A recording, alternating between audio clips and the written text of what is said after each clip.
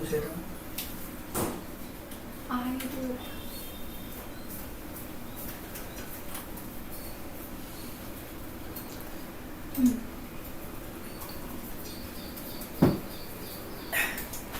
Yeah.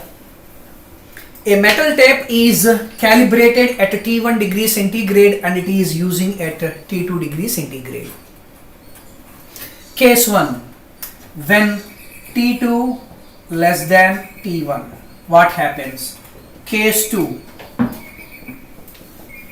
When T2 greater than T1. For example, consider that T1 equal to 30 degree centigrade and here T2 is 20 degree centigrade.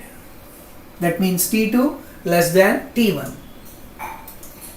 Now for example, this is the scale at T1 degree centigrade. So I measure the length of the chalk. This is the chalk. Okay. So for example, this is a 10 centimeter mark. At T1 degree centigrade, I measure the length of the piece of chalk as 10 centimeter. That is the actual reading of the chalk. Okay. So when the temperature T2 becomes 20 degree centigrade, it contracts. The metal scale contracts. That means the metal 10 centimeters mark come to this. So here, using that faulty scale, I measure the length of the piece of chalk as 11.5 centimeters, whatever may be. Keep it in mind. And here T2 is 40 degree centigrade. T2 greater than T1. This is the metal scale and this is the 10 centimeter mark. Using that I measure the length of the chalk as 10 centimeter. T2 is 40 degree centigrade. That means a scale expands. Okay. So this 10 centimeter mark move to here.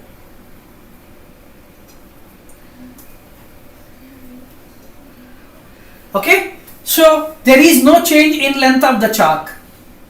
So obviously the length of the chalk that we get as 8.5 centimeters or 9 centimeters like that. So here the measured reading is less than that of actual reading. Here the measured reading is greater than that of actual reading.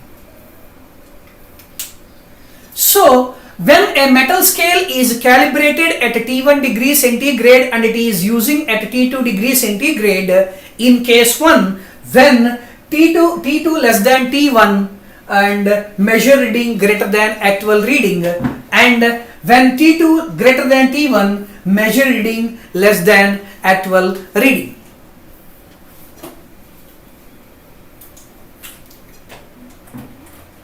Okay. So in these both the cases, correction. So in both the cases, the correction is correction equal to L alpha delta T. Here also the correction equal to L alpha delta T.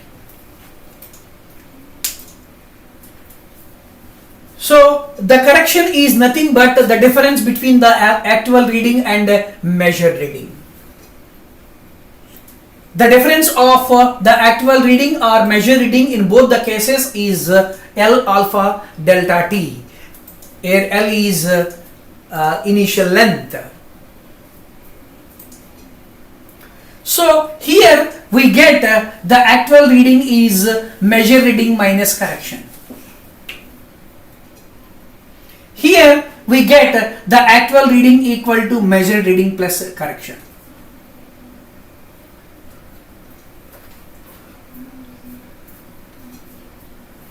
Okay. Next one.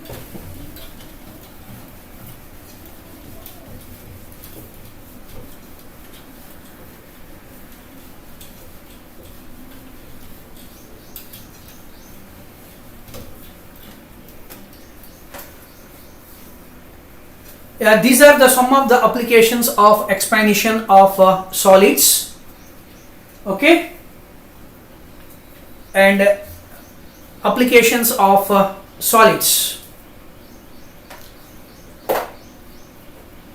Day-to-day applications of expansion of solids. Okay, and for example, moment of inertia can be given by I equal to mr square.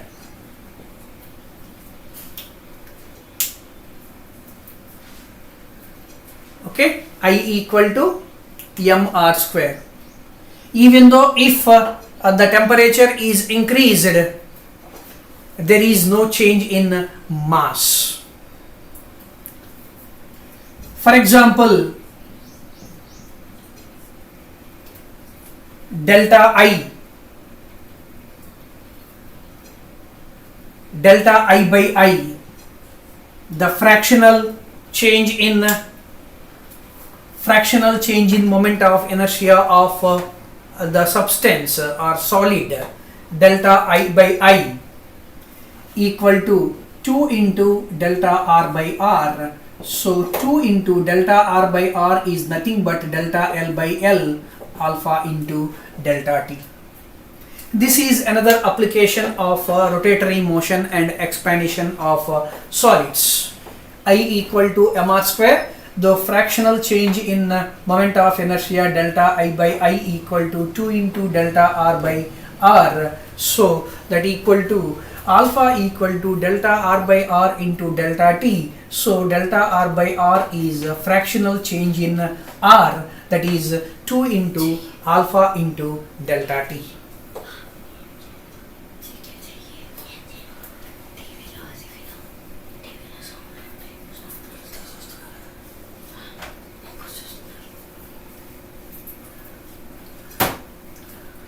Okay, and these are the some of the applications of expansion of solids, and like that, like solids, liquids also expand on heating.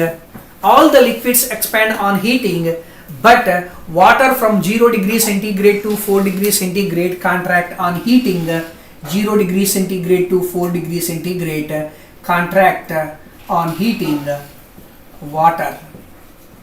So from 4 degree centigrade onwards they expand like other liquids. So this special property of water is called as anomalous expansion of water. So because of anomalous expansion of water, aquatic animals are safe in cold countries. Okay, so and solids have linear expansion, areal expansion and volume expansion, but liquids do not have linear expansion and areal expansion, but liquids have only volume expansion, because liquids do not have shape and size, but liquids have definite volume. So liquids have volume expansion only. Okay, and liquids have two types of volume expansions, because liquids do not heated separately, so they can be heated in a container. So and as liquids expand, the vessel also expands. So we can read two types of expansions: real expansion of a liquid and apparent expansion of a liquid. So gamma R is called as coefficient of real expansion of the liquid. Gamma R equal to V2 minus V1 by V1 into delta T, and here V2 minus V1 is real increase in volume of the liquid, and gamma A is also V2 minus V1 by V1 into delta T, and here V2 minus V1 is apparent increase in volume of the liquid, and both gamma R and gamma A has units of degree centigrade inverse or Kelvin inverse. Okay, and there is a relation between gamma R and gamma A. Gamma R equal to gamma A plus gamma G, and here gamma R is coefficient of real expansion of the liquid, gamma A is coefficient of apparent expansion of the liquid, gamma G is coefficient of cubical expansion of the vessel. So it can also be written as gamma R equal to gamma A plus 3 alpha G, where alpha G is coefficient of linear expansion of the material of the vessel, alpha G. So gamma R equal to gamma A plus gamma G.